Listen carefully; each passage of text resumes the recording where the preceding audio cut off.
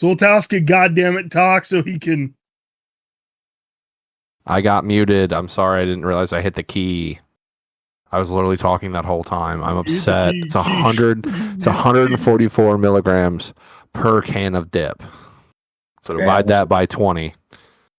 If you do 20 pouches. Me to do math right now. It's motherfucker, you idiot. What was it like? 7.2. That's what dip is? That's more than, that's more than, It's more than the threes. All right, start your audacities. I used to do 4 pouches on the bottom for horseshit. Holy So, shit. yeah, 7.2. Audacity started. Jinx, you owe me a soda? You owe me a blowy. Oh, whoa. You don't have braces, right? We're going cold open, leaving all this in. Wait a minute. Your wife does what? What? Hey-o. Only on the top. Hello. How does that work? What episode are we on now? 21. 2-1. Can you do something for me? Look, a podcast can legally drink now. Oh, good. It's almost as old as bosom. Oh my god. Yikes. All right, you guys ready? Oh, we're not keeping that in? I mean, we can. Oh, that was the whole point. It was a setup. Oh, I'm so upset. All right, well, like Zoltowski said, we are in episode 21 of the Game Time Gents podcast. It is me, Nardi, one of your co-hosts, with Fish and Zoltowski. Boys, say hello. Hello. And this week's episode, this one's going to be a little bit different. With the regular season of the NFL coming to a close, we're going to go ahead and present to you who we believe will be the winners of the NFL honors for this year. Now we're going to go over the NFL MVP, the Offensive Rookie of the Year, the Defensive Rookie of the Year, Offensive Player of the Year, Defensive Player of the Year, Offensive Coordinator of the Year, get this one, Defensive Coordinator of the Year, Coach of the Year, and the Comeback Player of the Year. So never would have thought we would have had that one in there. Right. So we're going to go through all those, and then we're going to close this episode with a draft of our most dominant sports seasons by player of all time. So before we get into that, boys, you got anything to share, or you just want to dive into it? I got nothing. I'm ready to dive. Let's dive. I'm ready to go right into it. I got nothing to share there except for the fact that I did start streaming again. So Nardi's Arcade on Twitch, the purple platform. Just come by, say hi. Opened a box of Chilling Reign today. Pokemon cards, didn't pull dick out of it, but it's okay. Should do NFL. Target's wiped, by the way. I already looked. Target's wiped. Everything's wiped. The Walmart is closest to me, and it's always just cleaned. Did pull a pretty nice Lionel Messi the other day, though, didn't I, Fish? I'll buy it from you. This guy. I'll buy it from you. I got a bunch of Myles Garrett's and stuff over here that I'm thinking about just lighting on fire and sending it to you. So. I got more Deshaun Watsons to give you. I mean, it's just crazy. I've got so many Browns players that I'm just waiting to give you. And I'm like, you know what? Fuck them. I don't want to do it. Zoltowski, I am giving you this by storm. Sam. Oh, that's lit. Thank you. Dude, you're giving me Messi? That's so kind of you. What? I didn't say that. Job for you too, though. It's crazy. Zoltowski, don't give him anything. Don't give him shit. Zoltowski's given me stuff before. It's time I return the favor. Yeah. I give you things all the time. Think of all the times I hang out with you and make you laugh. Like I'm your little, like I'm a little jester. Is that a gift? Tell that to my therapist. You don't have a therapist. Yeah, I do. Fish is the topic. Every week. Everybody's always thinking of me. I appreciate it. Oh my god. He goes, "Are you still hanging out with that fish guy?" Is it for some reason? Yeah. Just can't let him off the hook. I mean, honestly, it's a fishy joke. That's a fish bone, man. I can't wait to dive into this. Yeah. Oh my god. Let's dive into the awards. All right. So first, we'll start. The one that's the most contentious, in my opinion, the MVP award. Who wants to start? So 60 seconds. Present it to us. Let me ask you this, right? So MVP, right? Most valuable player. Are we taking it from a traditional standpoint, or is this just the best player on whatever team? I think it's the most valuable player to their team. So you take this player off. Does that player or does that team win games? Does that team make a run like they've made this year? Okay. All right. I'm still sticking with my regular pick. I'll say one more. I'll say a little different than your guys's, but that's okay. I'll start it off. I'll go for it. My MVP this year is Lamar Jackson for the Baltimore Ravens. And now you bring that up, whereas if you take Lamar out, yeah, they still got Derrick Henry, they've got Mark Andrews, they've got Zay Flowers. But you add that dual threat, whereas you got a lot of read option, a lot of option plays in there. Hey, everyone's covered. Lamar can still take off with his leg. Guy ran for 915 yards this year. Threw for 4,172, had over 5,000 all-purpose yards, 41 TDs, 4 interceptions, 4 TDs on the ground. He was 316 out of 474 with a 66.7 completion percent. I think that Lamar is such a pivotal part of that Ravens offense, especially now that they've added Derrick Henry in there, where it's like, is Derrick getting the ball, or is they going to throw it? And then, Lamar's just going to take off. Playing him mad, I'm running QB contain all game. But dude, the Ravens, all they have to do is run read option. They can get 13 yards of play. It's crazy. But if you take Lamar out, can they still do that? No, so more traditional route. That's the argument, right? Like, they had success a couple years ago when Snoop Huntley was in, because they could still run that same scheme of let's just run a read option. We have an athletic quarterback. I mean, he made the Pro Bowl that year. I know that's always a big joke because he was third alternate, but he still made the Pro Bowl. Still made it. Yeah. So that's the argument a lot of people have against Lamar, and he's already won it twice, which makes me think this award is bet on by, or not bet on. It's bet on by America. It's voted on by writers and stuff. So they're not going to go with the story of, this guy's going to get a three-peat when other people can get the award for the first time. At least that's my thought. Yeah, that's fair. Because it's similar to the NBA. Shouldn't have LeBron have won it every time he was in his prime, or Kobe? I mean, 1,000%. Yeah, because they're the best player. Well, you look at the Ballon d'Or. It was Messi and Ronaldo for 15 years. True. That's how it should have been. They were the best players, most dominant players of their time in their prime. So, yeah, I don't know. The whole writing thing is just, I mean, you can't really turn it to fan vote, all this other bullshit. I don't know. There's got to be an easier way to do it to really show, hey, you definitely win MVP and not so-and-so. I think it should be player voted. That's my personal take. Player and coach, or I think just coach? Player. I think just player. Just player. I think anyone that's on the practice squads, anyone that's on the active rosters, they all get a vote. That's a pretty good portion of people who are going to vote. I mean, I think only 200 writers vote right now. That might be wrong. I'm not sure, but I think it's a big enough sample size where you're going to get the correct answer. Yeah, I think you're right on that. The only bias I see with that is, you've got teams that are going to vote for their guy. Yeah, but then you've got 31 other teams that are going to vote. Yeah, but then all of a sudden, everybody's up at, I don't know.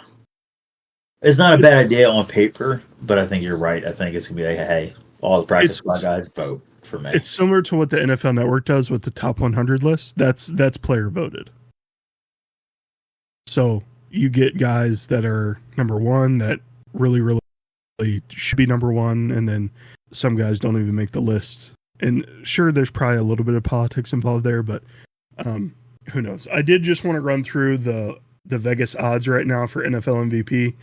Josh Allen's minus 300, Lamar Jackson's plus 240, Saquon Barkley plus 1,800, Joe Burrow plus 2,000, Jared Goff plus 10,000, Sam Darnold plus 10,000, and for some reason, Patrick Mahomes is on this list at plus 50,000.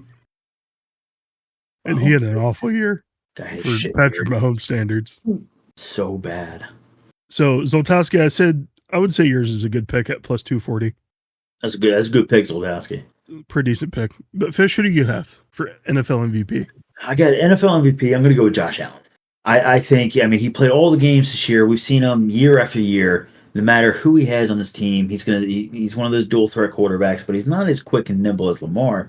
But he's 250, 6'4", 6'5", 6'6", run at you full steam, doesn't mind taking the hit. Some of the stats that he's had over the season this year: 63.8% completion percentage, 3,731 yards over the entire season, averaging about 7.7 yards per throw. adding 28 passing touchdowns and only 6 interceptions. Well, also, here's the dual threat part, right? Here's the 102 carries for 531 yards. That's 5.2 yards per carry. And adding a total of 12 touchdowns on the ground. Okay, so that brings his total touchdown volume up to 40. So 40 touchdowns, 6 interceptions. I think if we're talking most valuable player on a team, I think if you take Josh Allen off that team, especially with what he has, what he can do with the ball, we know he can do incredible things. He forces it sometimes, but I think if you take him out, who's his number one target? Shakir and Keon Coleman. Cook is a really good running back, but they're going to do the same thing that they did with the Giants and load the box. And that's what Cook barely reached 1,000 yards this year. And he started off hot. Okay? I think and Shakir is the top receiver right now at 821 yards this season. I think if you take Josh Allen out, that team that went, 13-4, they don't win 3 games. If you talk about putting a Daniel Jones or a Sam Darnold or a Fitzpatrick in there, they don't win 3 games because, one, they can try and run, but we'll see similar statistics that we did with the Giants. It's because of what Josh Allen can do. It doesn't matter who he plays with, he'll make them better. And we saw the potential of, losing Diggs is going to be a big detriment. We all said this at the beginning of the year too. Guess what? It didn't really factor. It doesn't matter who he's throwing it to, who he's running it with. He's got heart. He's got power through it. He's going to go ahead and do what Josh Allen does and what he's showcased since he's been in the NFL. So that's my vote. Is Josh Allen. You take him off that team, they don't win 3 games. I think that's a great pick. Josh Allen is definitely the favorite this year. I do think that the Bills would probably win more than 3 games just because that defense is really good. But Josh Allen definitely, he's the whole motor for that offense. Like you said, the rushing and the rushing and the passing stats he's put up this year, it's hard to say no to Josh Allen being MVP. Yeah, I think that's also a good pick. It was between him and Lamar for me, because I remember at the beginning, I think it was like week 1 or 2, he scored like 4 touchdowns on the ground, and saying, "Oh, Josh Allen's just going to do this by himself all year." But yeah, it's a great pick. I think you are right though. If you take him out, the Bills are not as good as they were this year without him. I just think Lamar's. I'm going more really stats and I think Lamar's just got the numbers to really back that up. No, 100%. Here's my alternative. He's the best player in the league. But if we're going with a more traditional sense, MVP wise, I think you take Lamar out. You throw another quarterback in, Huntley. They don't win as much. Stats aren't as glorious, but they do win some. I think you take Josh Allen out. It's a Daniel Jones Giants bullshit, and they don't win shit. Granted, the defense is a lot better, but even then, 3 and outs, and then your defense on the field again, they're all tired. They're eventually going to get scored on. No matter how good that defense is. So, that's just my take. But now you got an interesting one here. I want to hear about this one, though. Yeah, for my pick for MVP, I did go ahead and write down Josh Allen, Lamar Jackson, and Saquon Barkley as honorable mentions. But my guy is going to be Joe Burrow. Now, the reason I'm picking Joe Burrow is because the Bengals did have a mediocre season, but Joe Burrow ranked first in the following categories. First in touchdowns at 43 passing touchdowns. First in passing yards, just a shade under 5,000, 4,918. He was first in completions, 460, and first in attempts at 652. He had 70.6 completion percentage, and he did have under 10 interceptions this year. Now, I know the Bengals did not make the playoffs, but honestly, you go back and you watch some of those games with how abysmal their defense was in the first, 15 games of the season?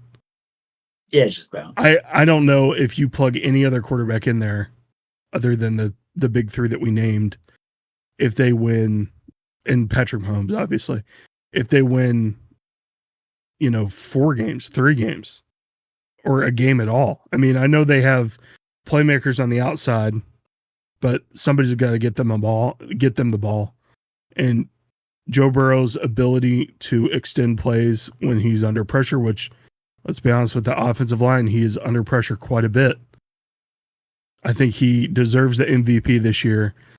He put up record numbers for himself and also for the league this year. Not record numbers, but he ranked first in a bunch of categories. So I think he should be the most valuable player because you take him off the Bengals and replace him with whoever their backup is. They're not going to do anything like they did at the end of the stretch run this year. I mean, yeah. I mean, I can see that. Obviously, if they take Burrow out, they don't win, the 9-8 games that they won this year, and they don't put up, 30-plus points the last 6-7 weeks. Right. But to your point, though, right, now the Giants did win with Daniel Jones and all these other shit quarterbacks in. They had neighbors. They had a really good, at least a wide receiver one. They had a decent run game with Tracy and Singletary there. They did end up finding ways to win, and their defense is also awful. But now if we take Burrow out and we replace him with a mid-average quarterback, he still has arguably the number one receiver, at least top three. Triple Crown winner. He did win the Triple Crown. Triple Crown winner, yeah. I think it's the first time since '92 that a Triple Crown wide receiver team did not make the playoffs. So, then you take at that point, so then you're taking, the number one receiver. You got a monster in a W2 in Higgins. And then you have Chase Brown, who has kind of erupted this year, took over Zach Moss's role, put up hard yardage on the ground and pass catching abilities. They're talking about an offense and a core there that, obviously without Burrow, they're not going to win that many games, but they're going to win more than one. They're going to win more than three, I think. I get what you're saying, but you're also kind of helping my argument. Like, Jamar Chase and T. Higgins are incredible players, but you have to get someone to get them the ball. Yeah, but look at neighbors. The Giants had a horrible quarterback. They had one receiver, and they still won games. You're telling me with that core three that if you could put Hooper back there and just throw him the ball, that they're not going to break away what they did this year and win more than one game, 2, 3, 4 games? Come on, that's a ridiculous statement. That core three in Brown, Higgins, and Chase, that it doesn't matter who you throw back there, that they're not going to win more than one game with those three. Then they shouldn't be paid $50 million a year. Well, they're not. Not yet. But they're winning more than one game. It doesn't. You could throw anyone back there. Give him Tim Tebow. He couldn't throw a ball more than 4 yards. They'll win in the playoffs. They'll win games. It takes one pass, a quick slant, with Chase's ability to get out and around, especially yards after catch, and Higgins' big game ability jumping up in the end zone. That's fine. They'll win games. They're not going to win games, get the playoffs, but they'll win more than 1-3 games. I think Fish is right. I mean, you look at, again, he mentions the Giants with, neighbors, and they had double-ass Danny Dimes, Drew Lock, and Tommy Cutlets back there. And dude still got over 1,000 yards in his rookie season, and they've got those three. It's a stacked team. They should have won more than 9 games this year. I mean, if you look at what Joe Burrow did, they definitely should be in the playoffs. I mean, they made a push for it at the end, but if their defense was ranked 15th, they win 14 games easy. If their defense was mid to average, they win 14 games easy. That's it. That's a big statement. That's it. Yeah. What do they finish with? 9-8? 9-8. 9-8. And their defense has been the bottom half the entire season. And they lost how many games by at least 7 or less? What was it, like 6 or 7 games that they lost that were 7 points and less? If that defense is just a little average, those 7 games by 7 points or less, I fully believe that they win 5 of those. I think they could have easily gotten to 13, 14 wins with that offense, with how stacked, how dangerous they were. Their defense let them up. But I think Burrow's the biggest reason for that. I think Burrow's the biggest reason for the offensive success. Success of what, 9 games? Yeah, for the numbers he put up. I think if you take him off that team, then Chase doesn't have the Triple Crown season. No. Higgins doesn't have nearly the season he had. Yoshivash is probably not even mentioned in any fantasy relevancy. They still win more than 3 games, though, with that offense. I think the Bills would win more than 3 games. Chase Brown had 990 rushing yards this year. They just run the ball. And they play good defense. No, because the Giants did the same thing when they had Barkley. And Barkley was a better runner than Cook. And they loaded the box because they realized they couldn't throw.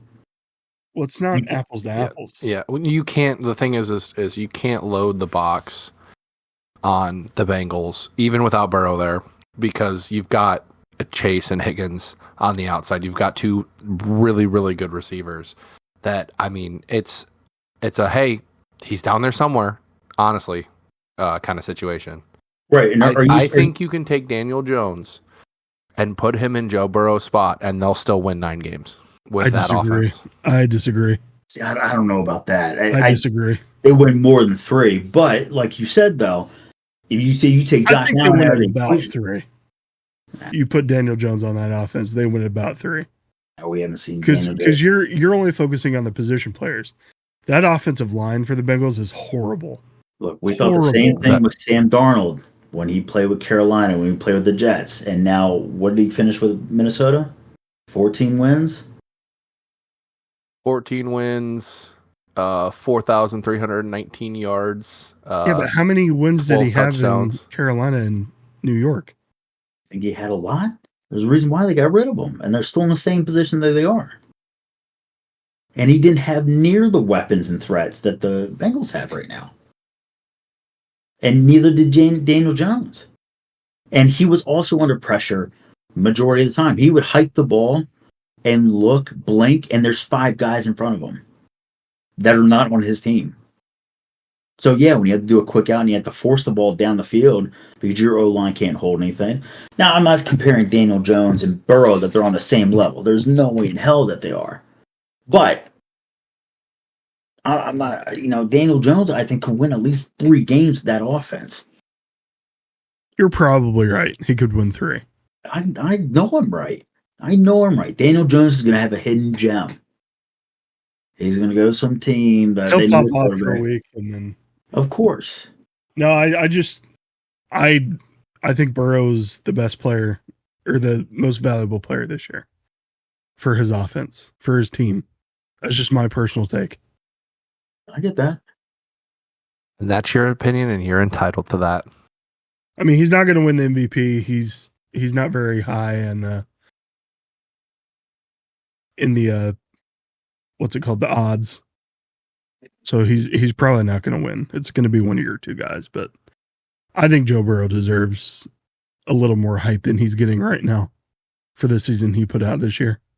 He's putting up good. He's doing great. Are you switching teams now? No, I'm not. Joe Burrow sounds like you're switching teams. Yeah. I wish Joe Burrow was in Cleveland. It kind of sounds like you're switching teams. I'm not switching teams. We'll get you a hat. We'll get you a Bengals hat and a big Joe Burrow jersey. It'll be on Facebook Marketplace tomorrow. I'm going to capitalize off that. I appreciate it. You return a gift, huh? I'm selling it. Wow. Selling gifts. That's even worse. All right, but we'll move on to Offensive Player of the Year. Fish, why don't you go ahead and go first?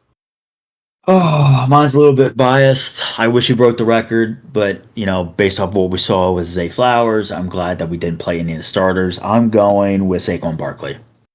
I know Derrick Henry is fairly close behind him.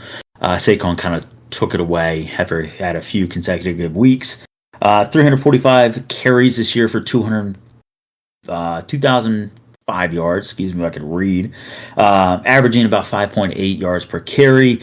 He did score 13 touchdowns on the ground while adding 33 receptions. Should have been 34, but it's okay.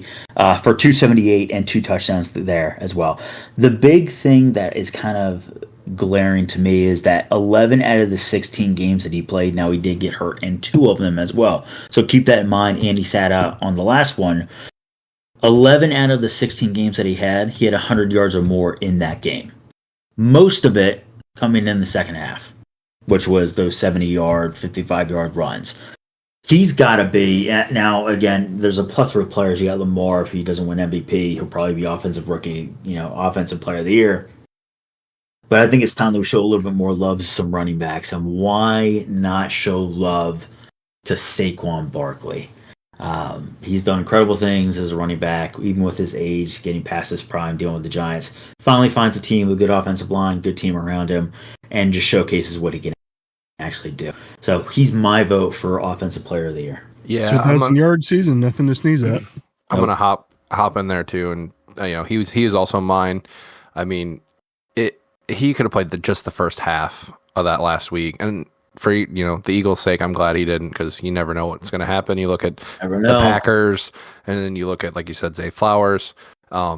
He breaks that record easily, 100%. He had a fantastic year. It was fun to watch him actually play with a good team that he could perform with, because just imagine if the Giants had an O-line like the Eagles do.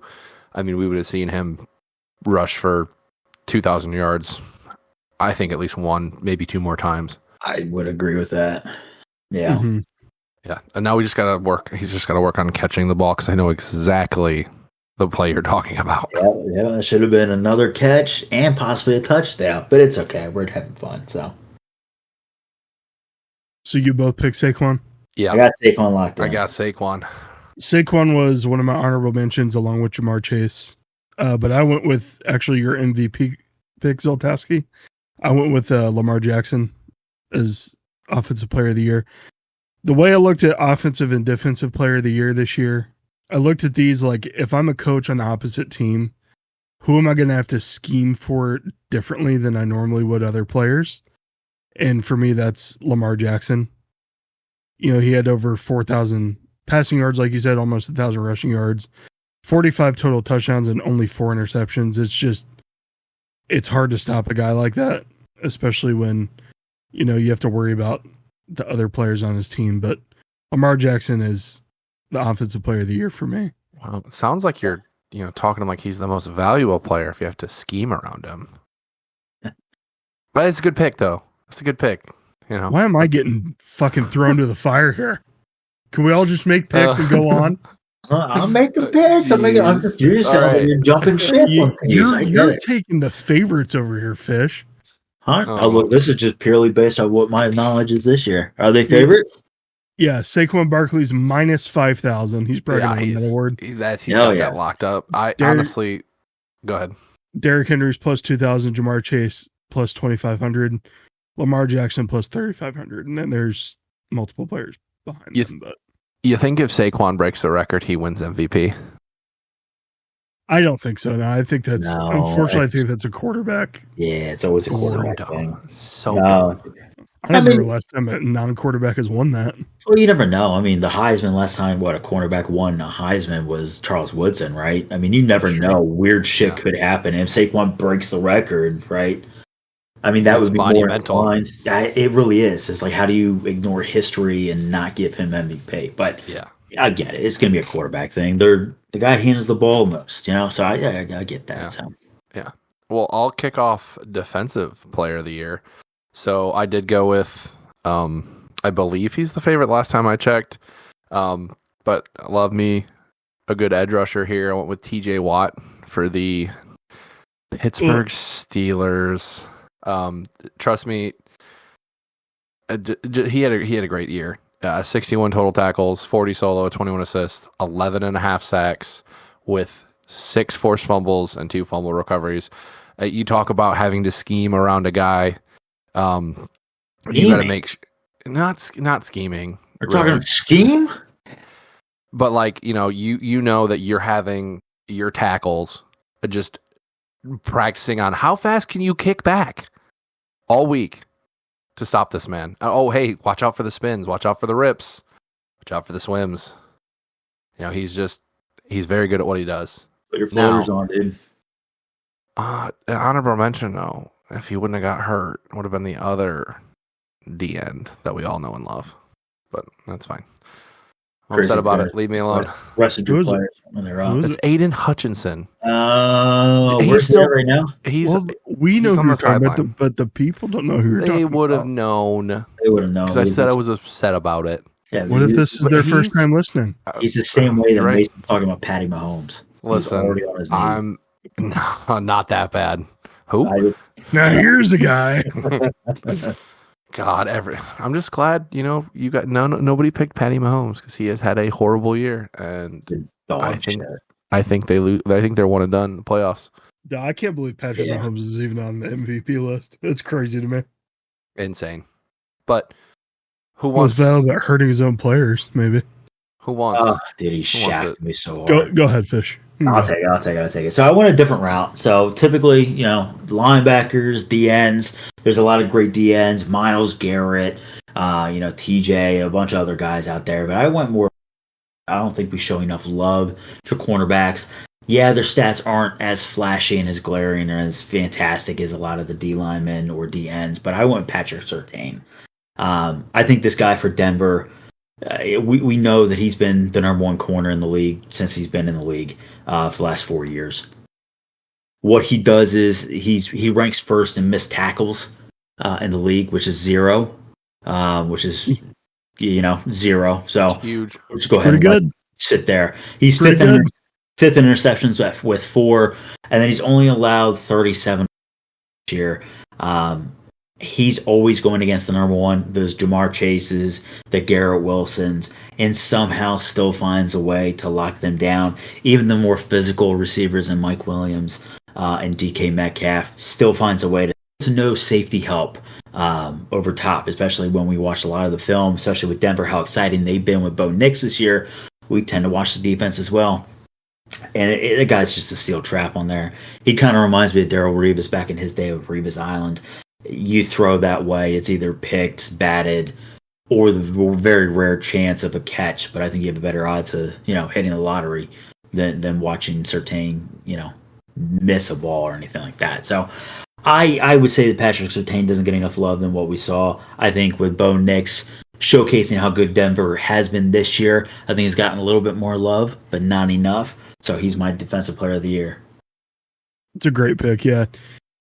TJ Watt is the favorite, -130. Patrick Surtain's second place at +150. So you guys are right on track there. PS2 is just unreal. It's awesome to watch him play. This is also without research, by the way. This is just based off of fantasy knowledge, I don't know what you think I'm cheating out there. I think you might be cheating a little bit, but no, he was my honorable mention there because that's just that 0 missed tackles is huge. But again, it's one of those positions where is it always going to be a D end or a linebacker? I just don't think cornerbacks get enough love because the stats aren't as flashy. They don't have 25 sacks this year or 19 tackle for losses in a game. They're very on their own. They could get a couple pass deflections, and that's about it. But that's a really, really solid game from them. So I don't know. Very interesting. Very, very interesting. We'll see what happens. No, who you got? My defensive player of the year, I'm going for a repeat. I'm going with Myles Garrett. He had 14 sacks on the year, his 4th straight season of 14 sacks or more. He had 13 quarterback hurries, 22 tackles for loss, leading the league in that this year. He had 47 total tackles, with 40 of those being solo tackles. This is what I was talking about. Offenses consistently have to use multiple resources to block this guy, and may just be Browns fan bias coming out. Such a homer. Yeah, this is the only time you can call me a homer. But yeah, offenses have to consistently use multiple resources to block him, whether that's a running back or a tight end chipping him, or a tight end tackle double team where he's trying to come around the edge. Myles Garrett, they do move him around a little bit, and he just doesn't seem to matter who he goes against. He always finds a way to get at least in the backfield towards the quarterback. Couple of my honorable mentions, the couple of guys you guys didn't pick were Trey Hendrickson and Andrew Van Ginkel. Van Ginkel was one I was really on the fence of placing here just because he had over 10 sacks and he had 2 pick sixes this year. And from a defensive end, that's... It could have been 3. Pretty crazy. Thank God he dropped it. Could have been 3, but He had a stellar year this year too. So Myles Garrett, though, he's my call me a homer all you want. He's my pick for DPOY this year. No, Homer. I'm just kidding. I hope he gets That's it a good over pick. that TJ Watt little crybaby. I mean, you're not wrong though. We've seen all the basketball videos and like his just athleticism in general. Crossing over and everything. Yeah, we've seen how big and physical this guy is, and then now he's crazy athletic. I mean, he's always been crazy athletic, but I mean, you've watched him. You've been to those games where they've got a tight end and a tackle, or two tight ends on that side. It doesn't matter because he's going to blow past those tight ends. Running back is going to try and chip, and then that quarterback's dead.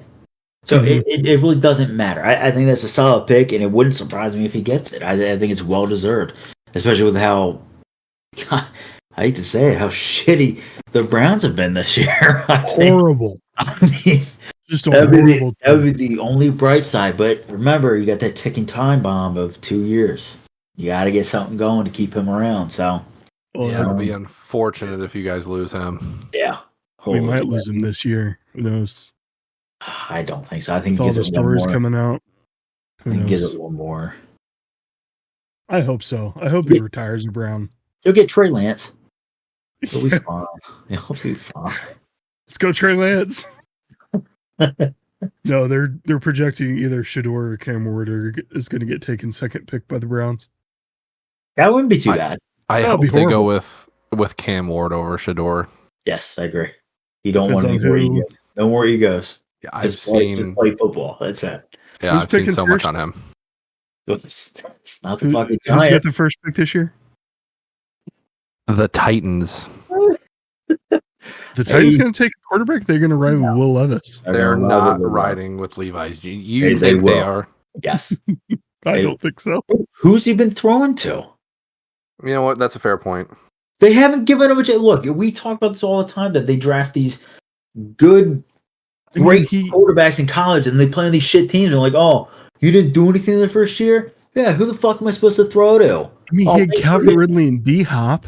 Oh, yeah. This year. Oh, yeah, an aging D-Hop, and then Calvin Ridley. When was the last time he was relevant? Before he gambled. Who are they taking then, Fish? I don't know. I need to do some research, but I don't think it's going to be a quarterback. I don't think they take Shador because they don't want to deal with the headache. You got Vegas. Vegas is probably going to take Shador because that's what his father's been endorsing the entire time. I don't know. I need to look into it. I can't look into it now because I lost in most of my fantasy leagues. So I need to cry and let it go for a little bit. But then I'll come back. But we got months to plan and think about this, and plenty more podcasts to discuss this. So I'm excited. There will be many draft talks. Don't worry. So many draft talks. I don't think it's a quarterback though. Don't think it's a quarterback. We'll have to see. They ride with Levi one more year. But that's just me. Deshaun had a setback, so we'll probably take a quarterback. You guys have the. You're probably happy about that. Yeah. Very, very happy. I don't want Deshaun anywhere near Ohio ever again. Get him out. Pretty sure most of the population would say that, at least in the Northeast. Massage parlors, yeah. But let's move on to Offensive Rookie of the Year. Fish, why don't you go ahead and go first? Offensive rookie. I'm torn between three players. One really stepped up towards the end of this year. One has just been on a horrible team but did incredible things. But I'm going to go with Jaden Daniels. 35, 68. That's 3,568 yards. 25 touchdowns throwing, which was currently ranked 10th. 9 interceptions, which he started out only having a couple to the first, 8-10 games, and then kind of forced some balls, but it's okay. Still a rookie. We're good. His QBR is 70.6, which is 4th. And then he also adds 148. Again, one of those elusive quarterbacks. Looks like, Lamar Jackson out there. 148 carries on the ground for 891 yards, which that's 6 yards per carry, by the way, and 6 touchdowns. I had Bo Nix and Neighbors up there. I don't think either of them are touching him, especially with the accuracy records that he was setting early on and how dominant he was, really bringing that Washington team back, playing against the Eagles, doing well, splitting those games together. He's faced some tougher teams, has lost them, but I think he's got to be the rookie. What he's done kind of flip that team upside down essentially and bring them back from below 500 to leading them to the playoffs. I think that kind of speaks volumes. I know Bo Nix did the same thing, and Neighbors is just an incredible ball player, but I think Jaden Daniels takes it this year. It's a great pick. He was the name I originally wrote down, but I had a feeling one of you two would take him, so I pivoted. I also took him. Look, it was between him and Bo Nix. It's a 10-minute podcast because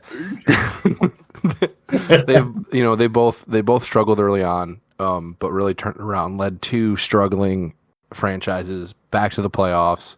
I mean, I've called him Dynamic Daniels before because it's he's that dual threat again, and to have a 69% completion rating as a rookie, nice. I'm God damn nice, and throw for 3,500 yards, 25 TDs. Yeah, he's 9 interceptions, but as like Fish said, he forced some of those, and then 891 yards on the ground. I'm excited to see what he continues to do in the league. I think he had a fantastic year, and this is just the start of something really, really fun to watch.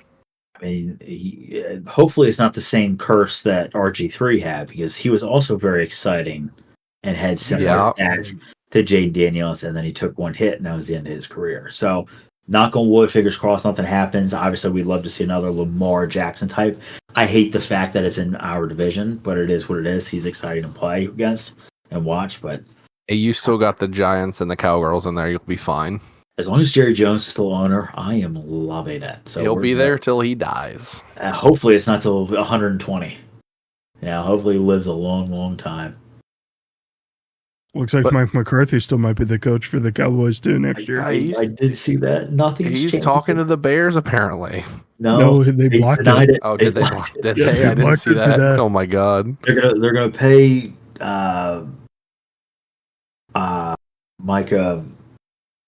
They're going to pay him $50 million a year, and then they're going to be absolutely $40,000 billion under the salary cap, or over the salary cap. That's going to be great. And they're still going to get blinded by their own stadium. As a multi-billionaire, you can't just put fucking blinds in there. I was like, what are we doing? Tint the windows. What are we doing, man? Amazon's got blackout curtains pretty cheap. Adjust Walmart has them too. Like if the opposite team is facing that way, raise the blinds. If it's your team, lower the blinds. Like, what are we doing? You can even buy a little remote so you can do it. Make home field advantage matter. Oh my god, guy's an idiot. Oh, it's incredible. God. All right. Nutter, let's hear yours. All right, so let me preface this. I should have done this with the MVP. Jaden Daniels is going to win this award. So don't hear what I'm not saying. He's going to win. My pick for Offensive Rookie of the Year, just to be a little bit different, I'm going with Brian Thomas Jr. He was a first-round pick, 23rd selection out of LSU. I was looking at wide receiver rankings. Sorry, Ohio State. LSU is now wide receiver university. Yeah. 3 of the top 4 were from LSU. So he had 87 receptions this year, tied for 16th. 1,282 yards on the year. That's 3rd in the league. And he's tied for 6th with 10 touchdowns. Brian Thomas Jr. was the only bright spot in an otherwise horribly run team in Jacksonville. Just thought he deserves his flowers here. He's at plus 50,000 odds. I'm just now noticing, but I think he deserves to at least be mentioned here. He did a lot with nothing. Yeah, so, that's very true. And they lost Doug Peterson too. Yeah. And my honorable mentions were obviously Jaden Daniels, and then I had Brock Bowers and Malik Neighbors here. I was going to say Brock Bowers. Yeah, no, he's Brock Bowers was up there. Yeah, he was. I think Malik Neighbors set the rookie record for receptions as well this year, so good for him. I think he was the only person they had to throw the ball to. I mean, you look back at the vid, and 75% of those passes, his feet were not on the ground. So, I mean, it speaks volumes for him. So, I can think of at least 2 touchdowns in Cleveland. He just caught the ball like he was jumping into a pool. Yep. Good stuff. All right, but let's move on to Defensive Rookie of the Year. We'll just keep the same order. Fish, you go first. Yeah. This one. Again, might be a little biased, but I watched most of these games this year when I could if I wasn't traveling or anything. But Quintanamo Bay, Quinyon Mitchell, played 13 games with 781 defensive snaps, 437 of those being cover snaps as well. Only has, again, a cornerback position.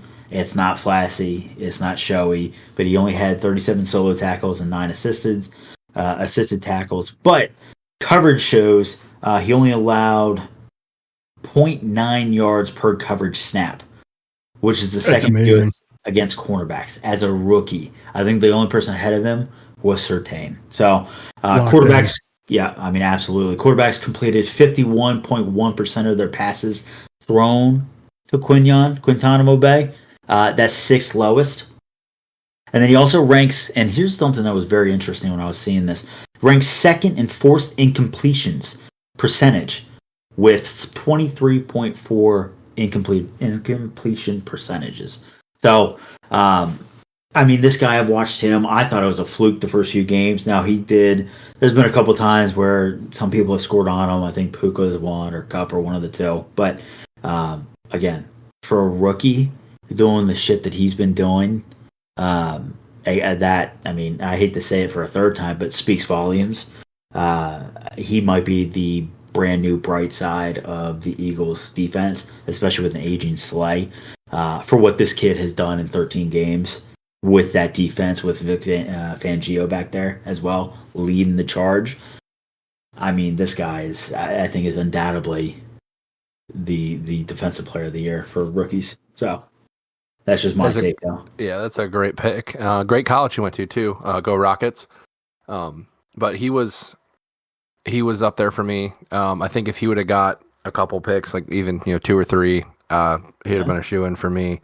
But I mean, he's locked down out there for you guys. And I was hoping that he would drop. I was hoping the Lions were going to take him in the draft because of watching what he did in college. I always like to throw the Toledo games on whenever they're on, every once in a while. And he was fantastic. And he had a fantastic year this year. Oh, yes, Maction. Love the Maction. Love Maction. Love Maction. The rocket outside of the glass bowl is aimed at the center of the Bowling Green field. I did not know that. That's awesome. Yeah, that's cool. That's the Battle I-75, dude. It's so fun. I remember, I went there for a year. All my friends graduated from up north up there, and we would go to the games, and it's just a wild time. It's college, so it's always wild, but it's nothing like the game like Michigan, Ohio State, but it's still fun. It's still a good time. Who cares about Michigan, Ohio State games? It's not Ohio State fans. 4 years in a row now. Hey, we're trying to play for.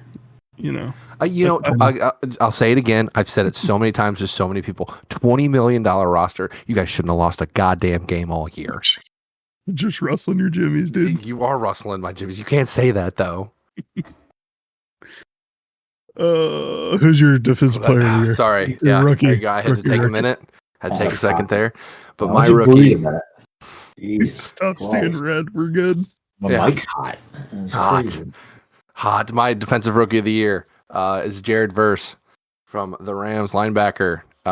Just had another great year. 6'6" total tackles, 36 solo, 30 assists, with 4.5 sacks, 2 forced fumbles, 2 fumble recoveries. Step in to a Rams. The Rams started off slow. Like I feel like they have the past couple years, and then just surged back, won the division, made it to the playoffs again. He's a big part of that. Just had a really good year for him there. Starting off with 66 tackles. Your rookie year is pretty impressive. Yep, that was also my pick. The Rams had a lot of worries about that defensive line this year. Jared Verse playing the 3-4 outside linebacker position. Worried about who's going to fill in for Aaron Donald. Jared Verse, as well as his Florida State Seminoles teammate Brandon Fisk, did pretty well there, I would say. Yeah. They both played very well for the Rams this year. So great pick, Zoltowski. Sean McVay, man. He's a good coach. Yep. And Fish, my honorable mention was my honorable mention was both Quinion Mitchell and then Chop Robinson for the Dolphins. Crazy is an honorable mention. I mean, he's a great player. Just give the guy the title. Jared Verse is first. Yeah. Like I said, he has a couple interceptions and he's right there. Yep. Right there. We can blame our safety, number 8. Because he robbed at least 3 interceptions. Chauncey. CJ? Yep. CJ Gardner-Johnson? CJ physically took the ball out of the young kid's hand and said, "No, I'm going to take it." So, I don't know. It would be very interesting for these awards. It's exciting. Comeback player time? It's kind of funny. Like Quinion Mitchell, he went to a small school. He's had success in the NFL in his rookie year, just like Sauce Gardner. I mean, he went to Cincinnati. It's not a big school by any means, but it's kind of crazy how these NFL scouts are finding these hidden gems at these small. I mean, you look at the Kelsey brothers, who also went to Cincinnati, and Jason Kelsey, I would say, is probably the best center of all time. Yeah, but I was more talking about just corners in specific. Yeah. Oh, okay. All right. I thought you were just talking about like small schools in general. Yeah, shout out Zoltowski, you're wrong. Wow. No, but I know what you're saying. The Kelsey brothers out of Cincinnati are definitely Cincinnati UC favorites for sure. They could probably have the key to the school. Yeah. They do. Well, not Travis. I think Jason does, but not Travis. Why not Travis? He's wild. Yeah, he's got an alcohol problem. Whoa! But the only good things that come out of Cincinnati are the Kelsey brothers, Skyline Chili, and the Cyclones, because their hockey games are really fun to go to.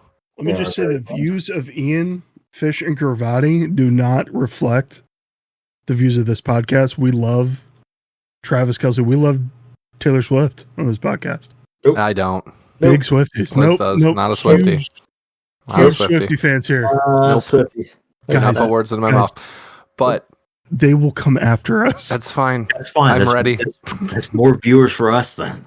You don't have to manage the socials. It's fine. We'll make Liz do it. I'm forwarding all but before 5 comments to you guys. That's it's on her phone. She's fine after 5. Oh, that's right. She can at least move her fingers. She want to hunt ghosts? She's trying to, yeah. Right? We've been playing a lot of Phasmophobia. Anyway, a lot of Phasmophobia. Let's move along here. Player. Yep, comeback player. There's only one player here for me. Yep. Same here. I'm going to go with a guy that we spoke about earlier. Played for the Jets, played for the Panthers, found his new home in Minnesota, and it goes down as Sam the Man Darnold. Yep. That's my pick as well. There's no other players. I'm sorry, no other players. It's Sam Darnold. Comeback player from shit to leading his 14-win team to the playoffs, getting 5th seed, but still, that's comeback player. That's comeback. Yeah. No, I didn't like watching the Vikings Lions games this year because of Sam Darnold, especially, week 7, because I think they both had byes week 6. When they were 5-0, and the Lions were 4-1, or no, week 7, because they were 5-1 going into that. Because he's just played phenomenal. You can say, he's got all those weapons, but it's still he's just had this awakening. He's played extremely well. Like you said, 14-win playoff team. Yeah, they're the 5th seed. NFL needs to change their seeding rules, but just a fantastic comeback story. Yeah, true. I never thought he'd come back from that I'm seeing ghosts out there clip when he was with the Jets. You guys remember that? Oh, I'm seeing ghosts out there. People were making fun of him though for the Sunday night game with the same. He's like, I think he was seeing ghosts again. That's tough to come back from. But Sam Darnold did it. I mean, you're right, unanimous. 5th in the league in passing yards this year. Led the Vikings to 14-3. So yeah, there's no questions about it. Yeah. Now, the 3 categories we have left, we have Coach of the Year, Offensive Coordinator of the Year, and Defensive Coordinator of the Year. Honestly, I'm okay with. I don't think there's other options. I have an alternative for Offensive Coordinator, but Coach and Defensive Coordinator, I think, should be very straightforward. No. My defensive coordinator is going to be different than yours. I did not pick your guy. This guy, it's Oltowski. You hear that? That's obscene. You That's see what I've been dealing Nutter. with since I was 13, 14? Oh, God. You see the shit that I've been dealing with? Yeah. Mine's going to make sense. Look.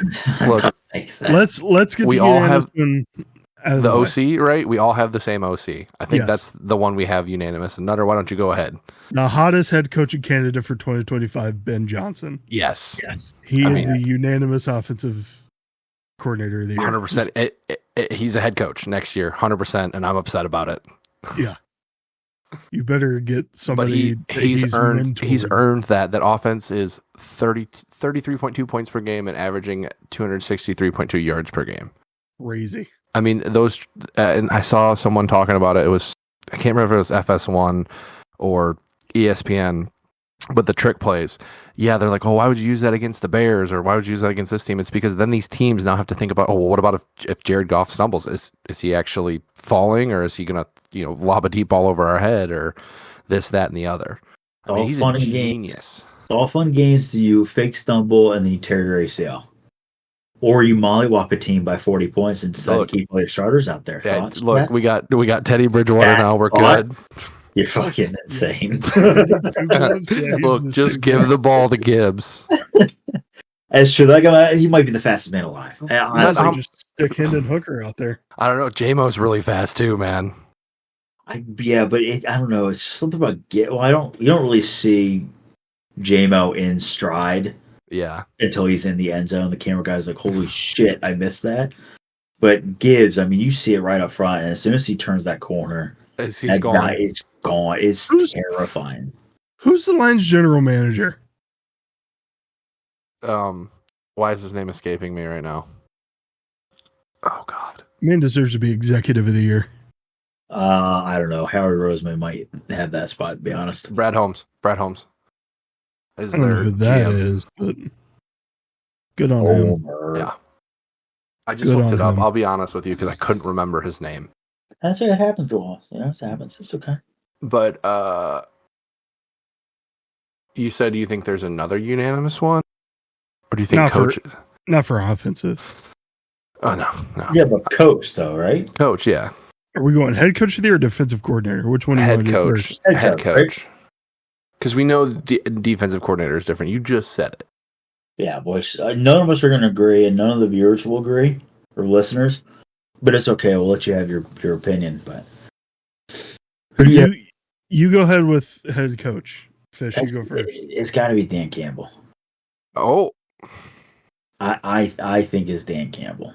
I disagree. I also disagree. That's surprising. Believe it or not. Yeah, I know. It was a toss-up. I have a feeling I know who Zoltowski's going with. Yeah, you probably do. Well, KOC. Yep. He's on my mentions. I love Dan Campbell. He has done great things for that Detroit team. And, as much as I joke about missing Ben Johnson, I still think the team's going to have success if him and Aaron Glenn both leave because of the atmosphere that Dan Campbell creates. I mean, if you watch the clips of that guy, he is so passionate about that team and those guys on that team. Kind of reminds me of Urban Meyer. You hear the horror stories about how he was so into football that it almost killed him.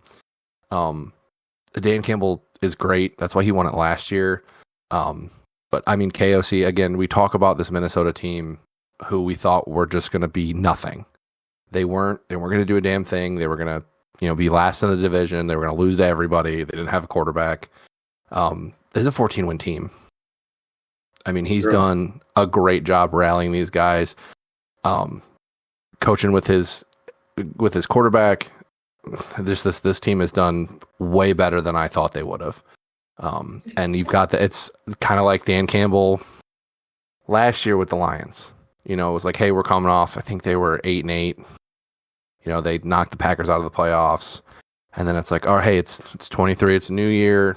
What are they going to do this year? They come out, they beat the Chiefs on the season opener, and then make it all the way to the NFC Championship game. 100% deserves it. I think KOC gets it this year because Dan Campbell has had that momentum, and that they all had that fire of losing in the NFC Championship game last year to just carry it and keep it going. Whereas KOC was like, all right, hey, this shit's broken. Kirko Chains is gone. You know, my first round draft pick's gone for the year. What am I going to do? Picks up the pieces and gets 14 wins. That's a good point. That's a really good point. Yeah, I think KSC's a great pick there. I also agree, Fish. Dan Campbell's a good pick. They were both of my honorable mentions, along with Sean McVay and Mike Tomlin up until week 13. He always also finds a way to fumble the bag, man. Yep, he does. But my coach of the year is going to be Dan Quinn. Washington Commanders head coach this year. Second time head coach. He did unfortunately lose that 28-3 Super Bowl against the Patriots that one year, but I just think Dan Quinn has really captured lightning in a bottle with Jaden Daniels, and he's really turned that team around.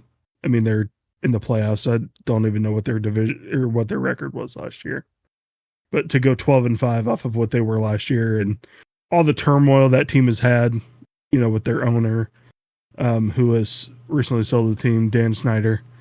It's pretty crazy to see how well Dan Quinn has done with that team. That's also a great pick. 4-13 last year they were with Ron Rivera. 4-13 to 12-5. That's pretty great. Yeah, that is fantastic. So he's my pick. And then for defensive coordinator of the year, seems like you two have the same guy from what I've been hearing. I don't know who your pick is, but I know mine is not the same. Oh, who's yours? I'm going with Vance Joseph for the Denver Broncos. I mean, it's a good pick. That's a good pick. I think he's taken the guys he has, you know, PS2, Riley Moss, and he has really, really done well with that defensive unit. They're third in the league in points allowed this year. I'm sure behind the guy you guys are taking, but Yep. So mine originally was a toss-up, and then I looked at the stats, and I'm going to let Fish just go ahead out and say it, because I'm 95% sure we picked the same guy. It's Vic Fangio. Yep. As Vic, he took, and now we all know what happens after the Super Bowl team. We've seen the 49ers go through it. We've seen the Eagles go through it. The team's just turned into shit. We don't know what happens, whatever it may be. But our defense last year, before Vic took over, when we started out hot and then imploded for those 13, and nobody could figure out what the hell is going on, we were ranked 26th. We were letting people run all over us, and we had people in the trenches, drafted people in the trenches. We had good, decent-ish DNs. Linebackers are okay. Cornerbacks were just ass. Thank you, Bradbury, for not playing this year. We really appreciate you. He has now turned that defense with a couple additions of rookies, getting Reed Blankenship back there, figuring out him and CJ and everyone else on that defense. They have now been floating throughout this year between 1 and 3. Between Denver, us, and then there's one other team I can't remember. But Chargers. Yes, Chargers. Thank you. For what he has done in such a quick succession, quick turnaround with the players that he has, and it seems like we have a lot of young rookies as well who have somehow turned out to be studs under his defense, shows a lot. That's ample amounts of I trust Vic, I trust his scheme, and we played tough opponents and held tough opponents to run games, passing, points overall. But we don't give up much, and that's a big contribution for Vic Fangio and his scheme. He did the same thing in Miami, and their defense is okay. But I think he's found his little niche market here in Philly, and showcases it now, especially with all the talent that he's got. He's got the buy-in to the team, and that's sometimes it's the most important thing right now, especially going into the playoffs. So we'll see what happens there, but he's done a hell of a job with this team that he has. Would you say he has the locker room? I say he's got the locker room. 100% has the locker room. Honestly, the whole entire Eagles staff has a locker room. You know who doesn't have the locker room anymore, I don't think? Nah, Russell's got it still. I think that's all Tomlin, dude. It's every year. Every year, he finds a way to just absolutely shit the bed. Dude, Tomlin's calling out the defense the entire season. Or the offense, I'm sorry. Yeah. This entire last few games. Well, yeah, because we're done at George Pickens, that's why. That dude's I'm not going to Start get into fights. George Pickens right now. Starting fights, man. With But fans. Crazy. my honorable mention. I mean, you guys probably know who it was, but I couldn't go with him based on the stats. But it was Aaron Glenn, just to come out and say it. But just because of what he's pieced together with what they've had with who's all been injured, just picking up guys, signing practice squad, boom, in the roster. You look at Amik Robertson, who absolutely just locked down Jay Jettas on Sunday night and just throughout the whole year. As the Lions kept getting picked off, but then I didn't want to be called a homer. But why are they getting picked off? Why are they getting picked off? Look, is it because we were like a college team? We decided to run up the scoreboard. Yep. Like idiots. I think they were tired of it being done to them, and they had the opportunity to finally do it to other people. I think true. it really is, honestly. That's the only reason I can think of. But got the number 1 seed, get the bye.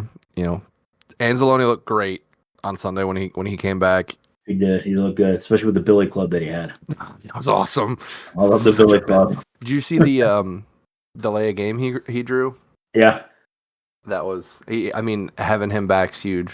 And I think like I said, Aaron Glenn was up there, but like you said, Eagles defense is just dominant. I mean, they're fantastic.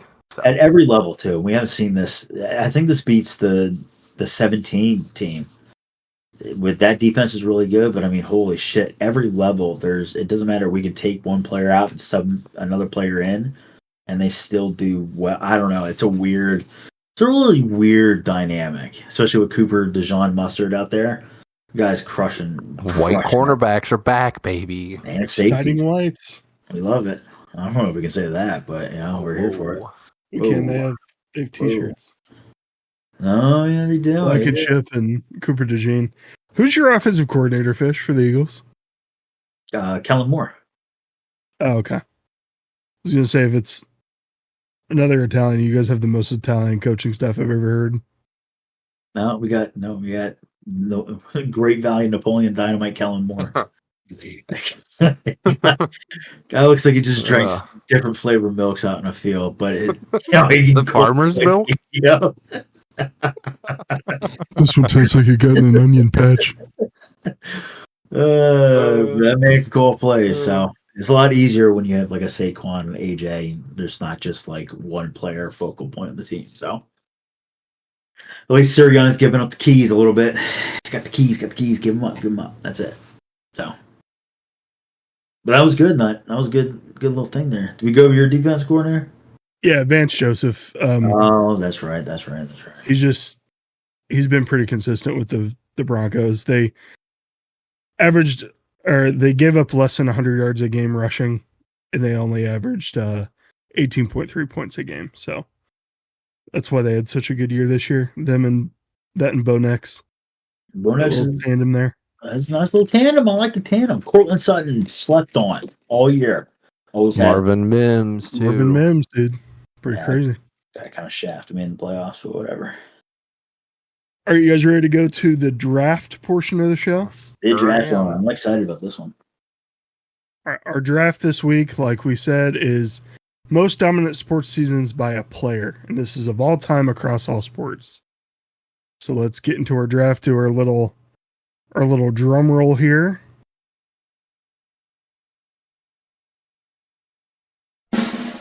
We have Fish first, me second, and Zoltowski is bringing up the rear. Always bringing up the goddamn rear. It's fine. So my 1-1 pick, and I don't think we'll never see this in our lifetime. I don't even know if our kids will see this in our lifetime. I'm going to go with Wilt Chamberlain, his 50.4 points per game and 25.7 rebounds per game. I think that record will never be touched again. Now, granted, when Wilt entered the league back then, he was 4 feet taller than everyone else. But there's always that bunch of Dennis. There's always a stepping stone. But to consistently throughout that year put up that many points, and that the boards, like, I'm not concerned with. I mean, he's an incredible rebounder. He was generational talent, but be able to put that many points per game on average, I think says something. Even though that the highest person, the tallest person was like 5'4", and he was 6'11", so whatever. But I think that's my 1-1. I don't think that those stats will ever be touched again in our lifetime, maybe even our kids' lifetime. So unless we get like a freak, like a Shaq or something that just drains threes like Steph. So A Wimby. Yeah, I don't know. He's not touching those numbers. Not a big basketball guy, but I mean those numbers are extremely impressive. So, good pick. I'll have to ask you what year that is, but yeah, I need to look into it. I have everything else written down except for that year, and I was typing it in, so I'll get it to you in a minute. That's a great pick. I thought about picking Wilt as well. But my first pick, it's got to be more recent than your pick.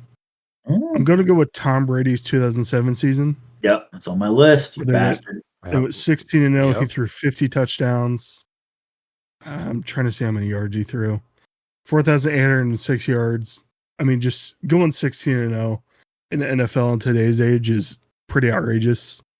And they did lose that Super Bowl. But, Tom Brady was still kind of new in the league. I guess he had, 2 Super Bowls under his belt at that point? Yeah, just 2, I think. Plus his receiver, I think, was kind of good. Randy Moss. Yeah. Pretty good. I think it was kind of good, so definitely helped. I'm looking here. Moss had 23 touchdowns that year. Yeah, crazy. Insane. So, I mean, that performance alone could also be on this list. Oh, I have both of them on my list. Yeah. Just in case. Yeah, that's 07 year for them was just nuts. I think Bosom was 8 months old at the time? Oh God. Probably. All right, my first round pick. Now Nutter is probably gonna have no idea. Fish, you'll probably know this one, but mine's going back to the 80s. Oh, okay. Do you know hockey? Because it's a hockey season. Is it Mario Lemieux? No. Gretzky. Yes. 85-86 season when he played for the Oilers. NHL record, 215 points, 52 goals, and here's the big one, 163 assists. All 3 of those. Nice. Man. I mean, there's a average. How many goals they score per game that year?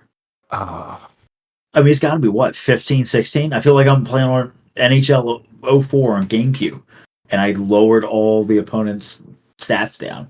Look, I remember playing. It was Gretzky NHL 06 on my PSP, and you had the team. You could unlock the team full of Gretzkys, and I playing on the hardest difficulty. I won 20-0. They had 5.33 goals per game. What a year to get season tickets. Yeah, they went 56, 17, and 7. What year was that? 85-86 season. 85-86, okay. Pretty good years. Yep. Solid years. 426 goals for. Good wine years. But that's going to be... It's going to be my first pick, and then I got the turn, too, right? You got the turn, baby. All right. 2013 Peyton Manning. That's a good shout. Okay. 5,477 yards, 55 TDs, and only 10 interceptions. 13-3. Now, they did not win the Super Bowl that year, but he did win MVP and Offensive Player of the Year that year. Oh, both. Got it. Yes, and that's the passing yards record for single season as well. Oh, okay. So, I mean, Peyton Manning, he's got the Manning cast. That's true. He's bringing Eli along, and I love it. That's always got a little brother tag along. I like it. Nope. But that was my first 2 picks. Now let's hear your second pick. Okay, back to you, Big Nut. Big Nut. I'm going with another football pick. Hopefully I don't pick only football this entire time, but that's what I'm most well versed in. I actually vividly remember this season for this player. I'm going with LaDainian Tomlinson in 2006. Good pick. He finished the year with 1,815 rushing yards, 506 passing yards, and I believe he had 20 plus touchdowns. I can't remember how many he had exactly. Fantasy gold right there. But he was unreal. I think that's the year he set the record for touchdowns. Let me just vet that real quick. But I'm sorry, 31 total touchdowns. Oh, he had 31. Holy 28 shit. rushing, 3 receiving. Jesus. Yeah, 31 total TDs is crazy for a running back. Wow. For anyone. Yeah, for anyone. So, LaDainian Tomlinson, 2006. A lot of quarterbacks don't even get that many anymore. Right. That's crazy. Yeah, thanks, man. That's crazy, though. So, I'm here for you, man. All right, dude. So, all right, dude. Jeez. My 2-3, and I'm very, very glad that nobody picked them. I kind of had a feeling that nobody would, but you never know. I got to go with the GOAT. The only person to ever be Pele, Maradona, Ronaldo. I got to go with Messi back in 2012. I remember watching that season when he was at Barcelona. That's prime Barcelona, by the way. He put up 91 goals for club and country with 21 assists and 79 of them being in La Liga, which he did set the record, I think, either that year or the 2011 going into 2012 season. He did win the Ballon d'Or, which is the big, massive trophy at the end of the year. As the best player in all leagues, in all country. Typically, like I said earlier, about the last 15 years, well, outside of the last few years, 15 years gap between you always see Ronaldo and Messi, and then you maybe get an Iniesta or Xavi up there. This was Messi's year. Won Ballon d'Or again, but this is something kind of showcased here. Yes, it was prime Barca with Sanchez up front and everything like that, but this was 2 years before MSN, which was Messi, Suarez, and Neymar, which was talked about as one of the greatest trio up front, especially for Barca days, but almost in a lot of clubs. Those three were just very dangerous, but I got to go with Messi with 91 goals. It's just unheard of. It's just insane. I remember watching a lot of those games, especially on Saturdays and like Wednesdays and stuff, and it's just whenever he would touch the ball, it would just go in or to someone to then score. It was fucking wild. So big kudos there. And then I got the whip round here. I'm going to go with a baseball one, but I'm not going to go with the one that everybody thinks. I'm going to go with an Atlanta Braves player, Ronald Acuna Jr., 2023 specifically. Played 159 games, got 217 hits, 149 runs scored, 41 home runs, 106 RBIs. Here's the last three stats that are very, very interesting kind of kickers out there, right? Kind of caught my eye. He had 80 walks, so kind of patient at the plate, which is good. He had 84 strikeouts, which most people probably average about 100 to 160. Some of the bigger sluggish hitters hit 200, plus whatever. The thing that was kind of crazy, he stole 73 bases. So he was only 11 away from stealing as many bases as he did striking out. That guy on the base path or at bat was easily the most feared player. Dude, you couldn't do anything. You couldn't walk him on purpose because then he would steal second and third. You couldn't really pitch to him because then he would hit it either for singles, doubles, triples, or home runs, and then would end up on the base path. That guy was just feared amongst the National League. Nobody wanted to play against him. Nobody wanted to pitch against him. He kind of just was a solo man out there, a little wolf squad. But that Braves team was absolutely dangerous that year. Still dangerous going into this year. He got injured last year, but it's got to be Messi, and then to round it out for Acuna on the third one.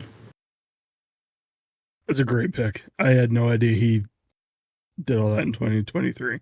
Yeah, not a huge baseball guy, but it's really cool when you lay it out like that. He's terrifying. He tore his ACL, but he'll be back though. He'll be back, So it's just. Is he still rehabbing?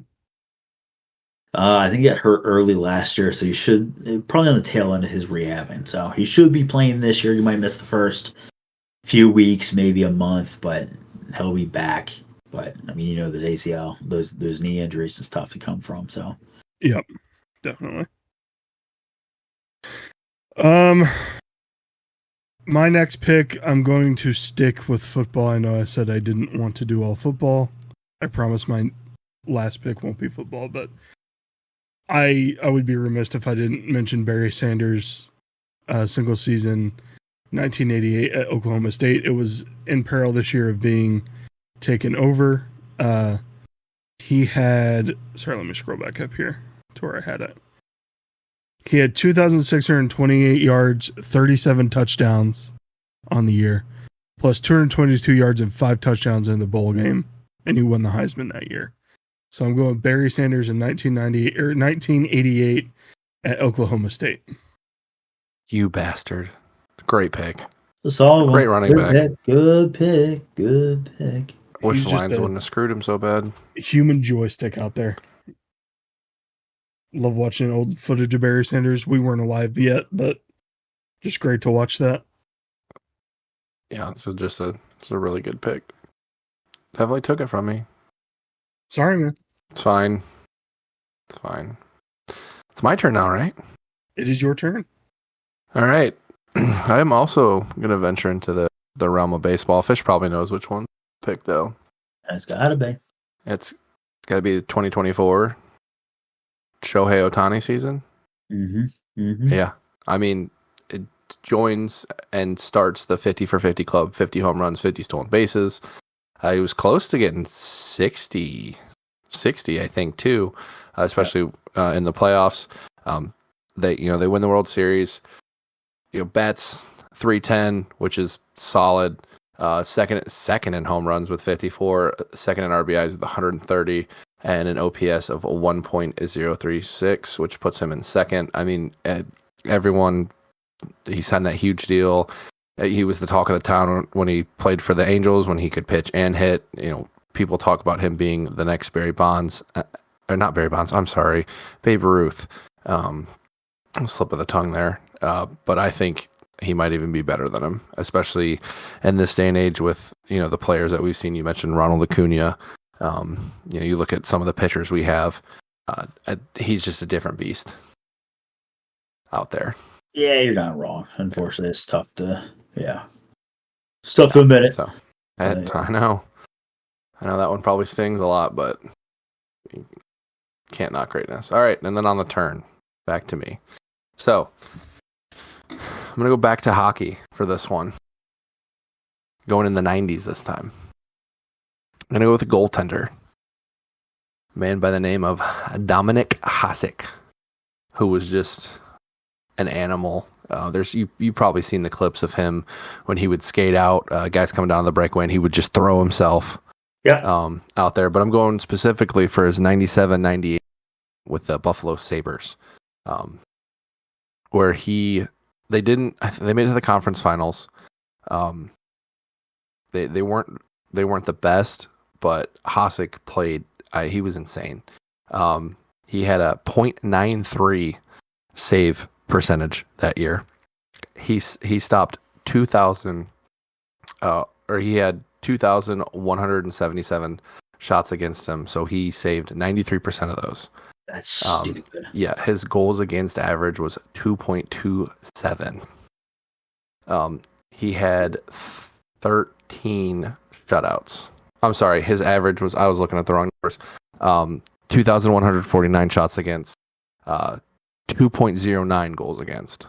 So even lower, and .002, he had .932 save percentage. 13 shutouts. Jesus. In that 1 year. Wow. Yeah, which 6 of them were in December. So it was tied the all-time record for most in 1 month. I mean, he played with the old school cage, and he was just, I remember watching him play for the Red Wings when they were really dominant in the early, late 90s, early 2000s. They had Cronwall, Yzerman, Shanahan, all those guys. And he's just a hell of a goalie. It's hard to win when you can't score. Now, you got to score to win too, though. So, and they weren't very good on the offensive. But I know you're personally going to crucify me for this, but hockey players should wear better helmets than the ones that they do. No, you're 100% right. Put them in speed flexes out there, man. They need the protection. They do. Yeah, you're not wrong. I mean, there was again, bringing back up the Red Wings. They called it getting Cronwalled. I mean, if you watch, I'll find a clip, a clip compilation. I'll send it to you of just Cronwall absolutely laying people out. God, I miss when the Red Wings were good. They're not. They're doing better. They fired their head coach and their assistant coach, and they're on a little streak. You just watched them this past weekend, right? I did. I watched them on the second. They were playing Columbus. Went to Columbus, and they won 5-4. They scored with 35 seconds left. Came off the penalty kill, and dude, I think it was Bergeron, broke free and had a breakaway and just threaded the needle and sealed the game. Heard a couple Jared Goff chants too. There was actually a lot of red at that game. I was very surprised how many Red Wings jerseys there were there. But yeah, I'm going again on Thursday to watch them play the Kraken.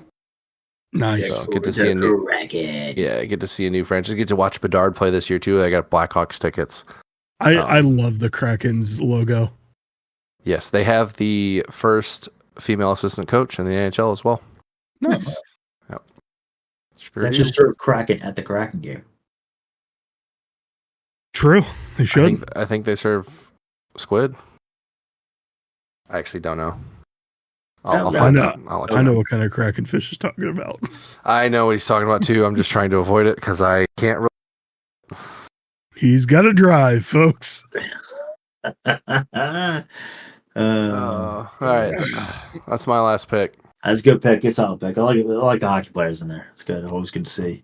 Different I sport. love hockey. For my final pick, I'm finally going away. You picking NFL again? Football.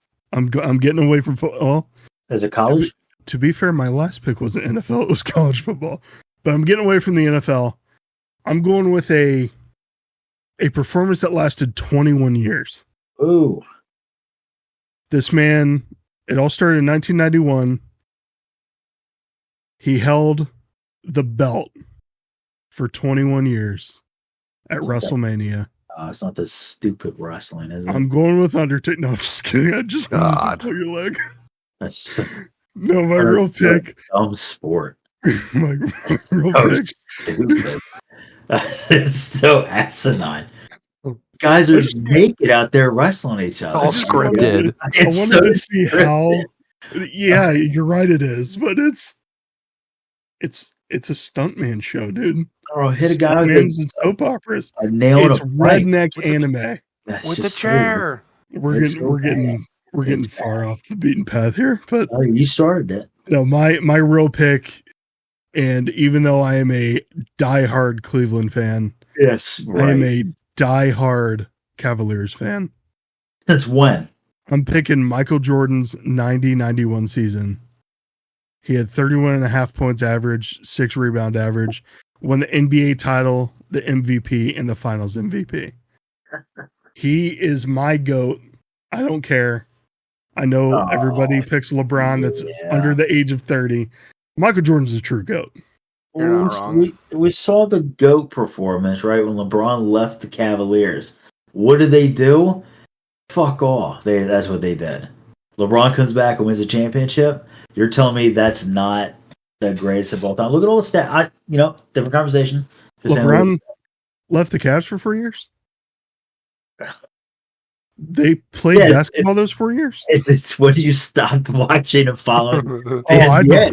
And then when he came back, you're like, oh, LeBron. And then you went on your knees. And I was just very confused on why everybody on their knees on their side. It's a big bandwagon right there. Cleveland. This is for you. That's all I remember. It's crazy. What are you doing? That's all I remember. I should have went to that fucking parade, man. It should have. I'll be in Detroit after the Lions win the Super Bowl this year. Parade. No, you'll never get another parade. You should have known this.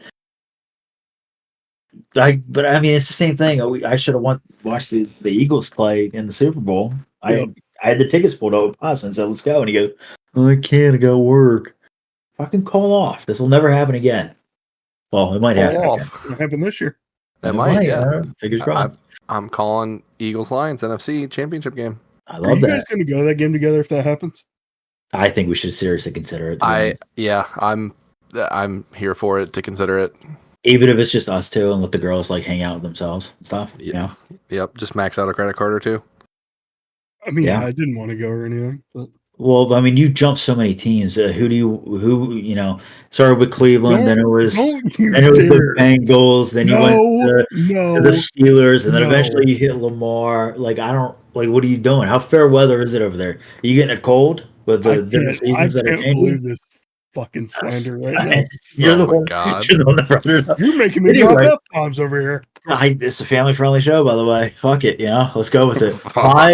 My last pick in this draft. Nick A30 can't listen anymore.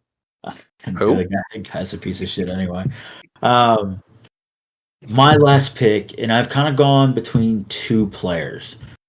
Oscar Robinson originally did this with the triple doubles. I'm going to take a different approach. I'm going to go with Russell Westbrook. No. 21 and 22. And the only reason why that I don't bring in Oscar Robinson in the first place is because that era, not massively big player. You think 21, 22, you think of all the crazy, insane stature-wise players that they have here, and for him to average a triple-double on the Wizards, playing 65 games, scoring 22.2 points, having 11.5 rebounds, and 11.7 assists per game, doesn't tell me that you just had a fantastic, insane, for the record books season by yourself, essentially, with no additional help on that Wizards team. I don't know what tells it. I don't know.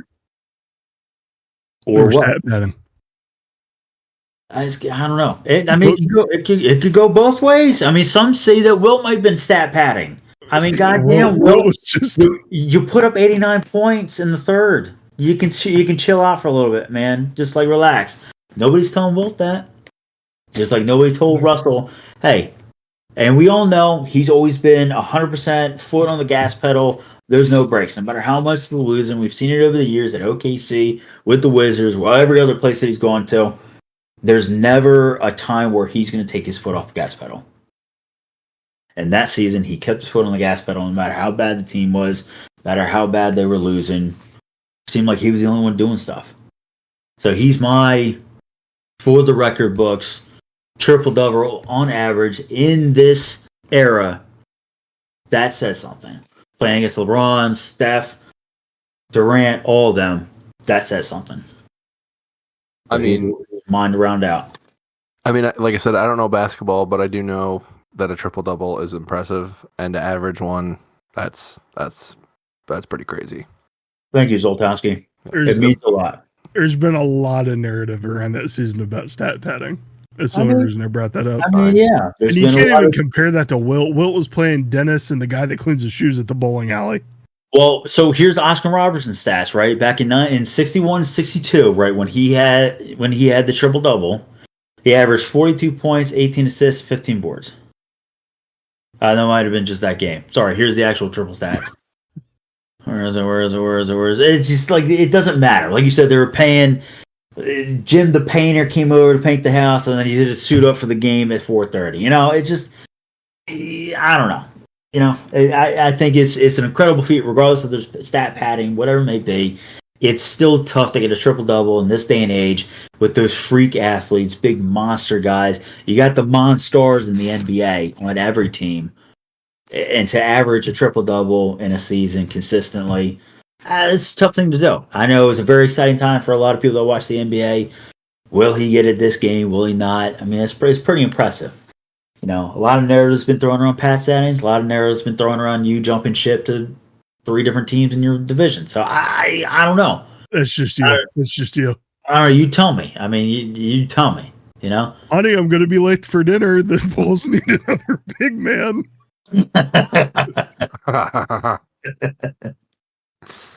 I like that draft, though. It definitely makes you think just a little bit. I mean, there's so many honorable mentions too. Ted Williams. Yeah, I don't even think we should go into them because this could be a whole other draft at this point. I wanted to pick so many others. Well, I should have just stuck with football so much. Yeah, I don't know why. Well, I mean, you could have picked another Steeler or Bengal or Ravens, right? You could have gone that route.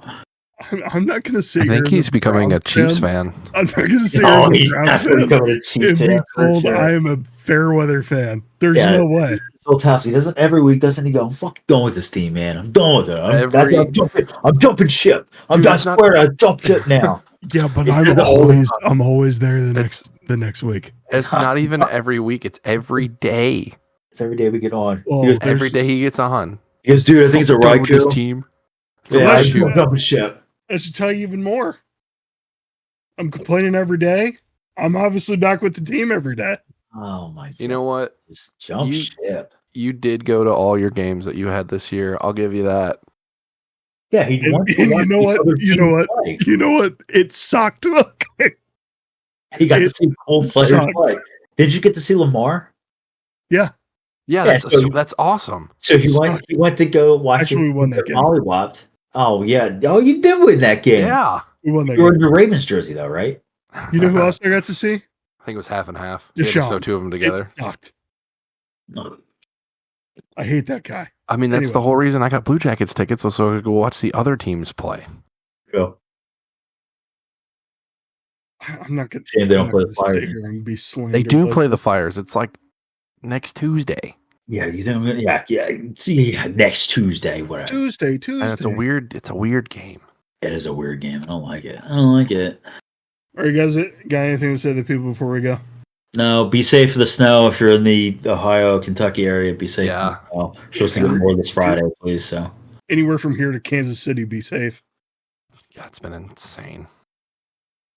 no, do you want No. to say anything to your Baltimore people or?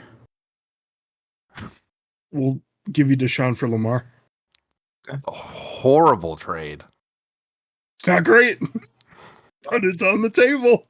Honestly, what's a better trade, that or trading Jeremy Monix for a washing machine? I think you get more use out of a washing machine than Yeah. you do Deshaun right now. It's an old busted washing machine, though. Well, Deshaun, never mind. Not going to say it. Say it. Nope. Thank you for listening. We'll catch you next time. Not sure what the next show is going to be content wise, but probably going to be covering the playoffs in some way, shape, or form. But Yeah, we got some appreciate stuff. you guys listening. Yeah. Thank you guys. Thank you. See ya. Talk to you next time. Bye. Always say GG, thanks for being a gent. Forgot to say that. Bye. Bye.